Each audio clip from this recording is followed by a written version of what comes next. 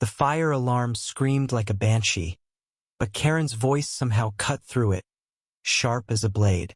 "Stand straight, Mark. You look like a coward slouching like that."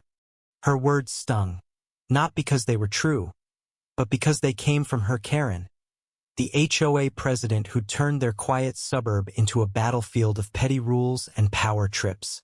Mark, a volunteer firefighter, barely glanced at her. His focus locked on the burning community center where screams echoed from inside. The air was thick with smoke, and the crowd outside was a mess of panic and judgment. Karen, in her pristine blazer, stood at the edge of the chaos, barking orders like she was directing a neighborhood bake sale, not a life-or-death crisis. Mark's radio crackled with the chief's voice. "Kids trapped on the second floor. East Wing. Move now." His heart lurched. He'd seen the building's layout old, rickety, with a staircase that could collapse under a feather's weight. Karen grabbed his arm as he turned to run. "You're not trained for this. Let the professionals handle it." Her eyes were wide, not with concern but with the fear of losing control. Mark shook her off, his jaw tight. "Kids are dying, Karen. Stay out of my way." The community of Willow Creek had always been a pressure cooker, and Karen was its self-appointed regulator. She wasn't just the HOA president. She was the unofficial queen of complaints, the kind of woman who'd fine you for a crooked mailbox or a lawn half an inch too long. Mark, a single dad and mechanic, had moved here for a fresh start after his wife's death, hoping for peace. Instead, he got Karen. She'd hounded him for years. His truck was too loud, his fence too faded, his posture too unkempt. To her, Mark was a problem to be fixed, a spine to be straightened. But Mark wasn't spineless. He was steady, the kind of man who'd rebuild your carburetor for free or coach Little League without shouting at the kids. He just didn't care for Karen's games. That night, the community center fire wasn't just a tragedy, it was a reckoning. The building had been a sore spot for years, its budget slashed because Karen's HOA cronies wanted lower dues.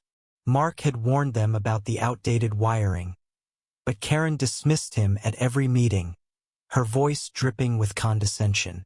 "We don't need your blue-collar expertise, Mark. Stick to fixing cars." Now, as flames devoured the center, her words hung heavy. The kids trapped inside were from the after-school program, kids like Mark's daughter, Lily, who was safe at home but whose friends were now screaming for help. Mark sprinted into the building, the heat hitting him like a wall. The staircase groaned under his boots, and he could hear the kids' cries above the roar of the fire. He found them huddled in a classroom, 6 of them, coughing and terrified. The youngest, a boy named Eli, clung to a stuffed dinosaur, his eyes wide with fear. "It's okay, buddy," Mark said, his voice calm despite the panic clawing at his chest. "We're getting out." He hoisted Eli onto his shoulder and guided the others, checking each step on the crumbling stairs. The smoke was so thick he could barely see, but he moved by instinct, his years as a volunteer firefighter kicking in. Outside, Karen was rallying the crowd, her voice a mix of authority and desperation. "Everyone, stay back. We need order here." But her eyes kept darting to the building, where Mark had disappeared. She wasn't heartless, she had a son, too. Somewhere in that crowd, but control was her lifeline, and it was slipping. When Mark emerged, carrying Eli and leading the others, the crowd erupted in cheers. He set the kids down, coughing, his face blackened with soot. Paramedics rushed in, and for a moment Mark was a hero. Then the roof caved. A beam snapped, falling with a sickening crack. Mark shoved a paramedic out of the way, taking the hit himself. He crumpled, his back twisted at an unnatural angle. The crowd gasped, and Karen froze, her clipboard slipping from her hands. The wooden sign attached to it, meant for her endless rules, now lay in the dirt, its handwritten note community first mocking her. In the hospital, Mark lay paralyzed, his spine shattered. Lily sat by his bed, her small hands clutching his, her face pale but brave. Karen visited once, her usual confidence gone. I didn't mean for this, she stammered. Mark's eyes met hers, not with anger but with something worse, pity. You wanted control, Karen. You got it.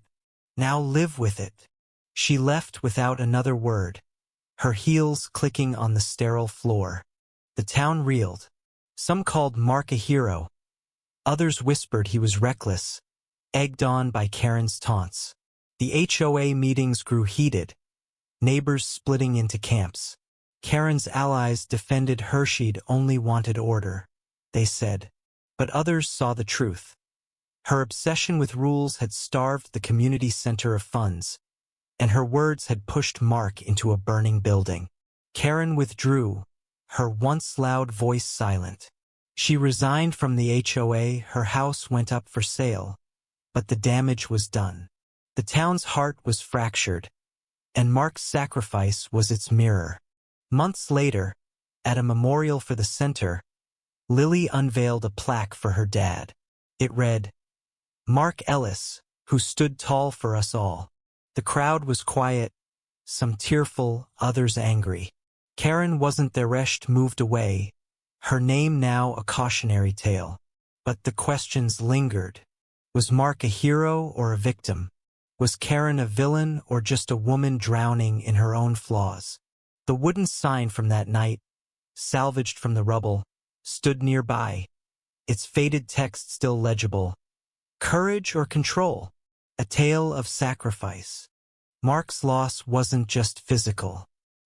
He'd given his spine, literal and figurative, to save those kids, while Karen's need for control had cost the town its soul. The fire was out, but the embers of blame and guilt still smoldered.